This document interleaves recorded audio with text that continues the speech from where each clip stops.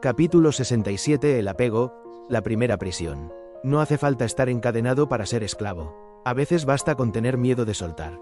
El apego no siempre se manifiesta como amor. Muchas veces se disfraza de lealtad, de costumbre, de culpa o de promesas hechas cuando no sabíamos lo que estábamos prometiendo. Nos apegamos a personas, a ideas, a creencias, a hábitos, a religiones, a cuerpos, a nombres, a recuerdos. Y cuanto más nos aferramos, más perdemos la noción de quiénes somos realmente. Muchos creen que el apego es inevitable, que forma parte de ser humano, que no se puede vivir sin sostenerse de algo o de alguien. Pero si eso fuera cierto, nadie podría cambiar, nadie podría romper un patrón, nadie podría, jamás, ser libre. Y sin embargo, algunos lo logran. La infancia es el terreno fértil donde el apego echa raíces. Apegos al cariño condicionado, apegos a la mirada aprobadora del adulto, apegos a la religión heredada, al Dios de la familia, apegos a los mandatos. Los hombres no lloran, las mujeres se callan. No digas eso en voz alta, la vida es así, aguántate. Así se va formando el suelo donde después brotan las cadenas invisibles. Y nadie lo cuestiona, porque lo aprendió de quien más amaba. El apego emocional, por ejemplo, no siempre es amor. Muchas veces es dependencia disfrazada. Es miedo a la soledad, miedo a que sin el otro no valgo. A veces nos aferramos a quienes nos dañan, porque en la infancia nos enseñaron que el amor venía con dolor, con sacrificio, con silencios que había que tragar. El apego físico también nos atrapa, a un cuerpo, a una juventud que se va, a una imagen que no somos. Nos identificamos con la forma, y cuando esa forma cambia, creemos que desaparecemos con ella. Nos miramos al espejo buscando algo que confirme que aún somos nosotros, y cada arruga se convierte en amenaza. Y así, la vida se convierte en un intento constante de detener lo inevitable. El apego a las religiones, quizás, es uno de los más difíciles de nombrar. Porque ahí el miedo se esconde detrás de lo sagrado. No pienses eso, es pecado. No dudes, es falta de fe. Y el alma, que vino a experimentar libremente, es encerrada en libros, en altares, en mandamientos que muchos ni comprenden, pero igual repiten. La mayoría no tiene fe, tiene miedo, y a ese miedo lo llaman Dios. Hay quienes se apegan incluso al sufrimiento, porque es lo único que conocen, porque al menos el dolor les resulta familiar, y prefieren repetir una vida que no eligen antes que enfrentar el abismo de no saber quién serían sin todo eso. Pero la verdad está del otro lado, no en lo que sostenés, sino en lo que sos cuando soltás. Por eso, para que exista algo como el hombre gris, no como símbolo de poder, sino como figura sin ataduras, primero tiene que morir el que obedece por miedo, el que necesita ser aceptado, el que vive con culpa de pensar diferente. El hombre gris, si existe, no puede tener apegos, porque su única lealtad es a su conciencia, y la conciencia no pacta, no se vende, no reza de rodillas, no suplica amor, no necesita ser creída, solo se muestra cuando el alma está lista para verla. El primer acto de libertad real no es romper con el sistema, ni con el gobierno, ni con el jefe, ni con la iglesia. Es romper con el apego que te hizo creer que necesitas todo eso para existir. Y ahí empieza el verdadero cambio. El ser humano nace libre, pero apenas abre los ojos, se le empieza a enseñar que no lo es. Le enseñan qué debe amar, a quién debe temer, qué está bien creer y qué está mal pensar. Le enseñan a rezar lo que no entiende, a cantar lo que no siente, a repetir lo que nunca vivió. Y así, sin que lo note, lo llenan de apegos.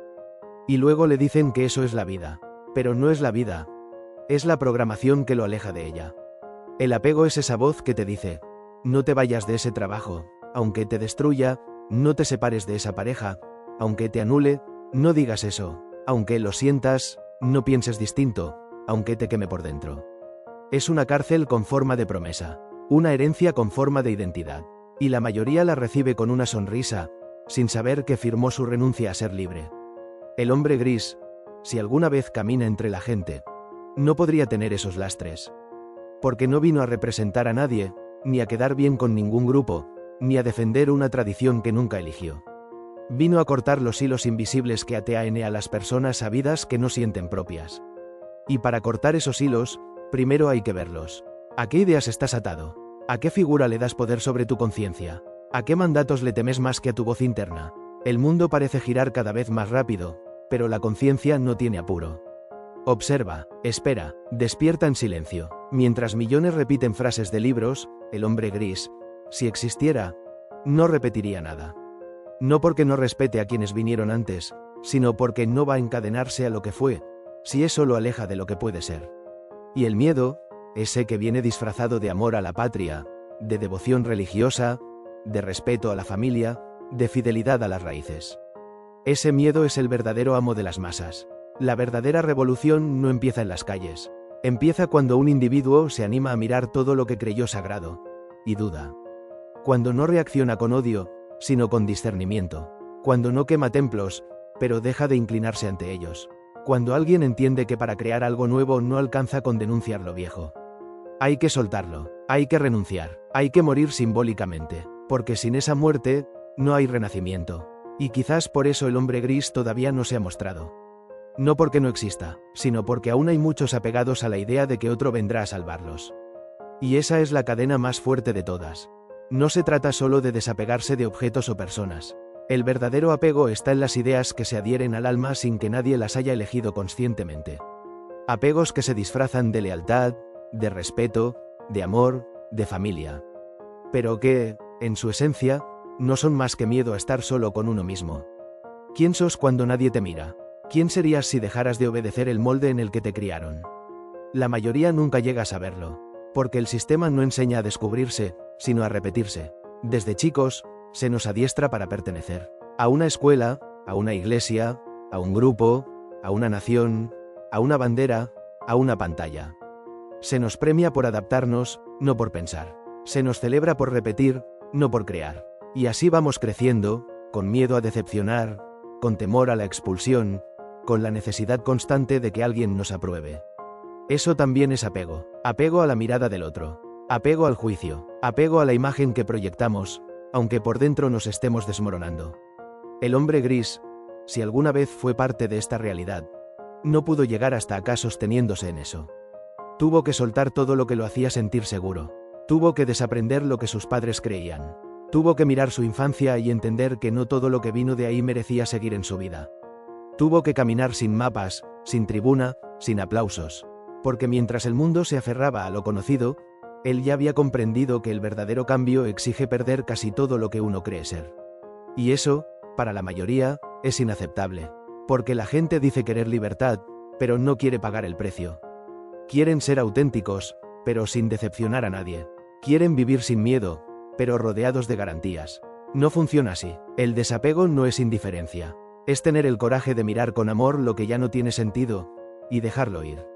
Es decirle, gracias, a una creencia, a una relación, a una idea, y permitir que se disuelva sin resentimiento. Es quedarse solo, si es necesario, para no traicionarse más.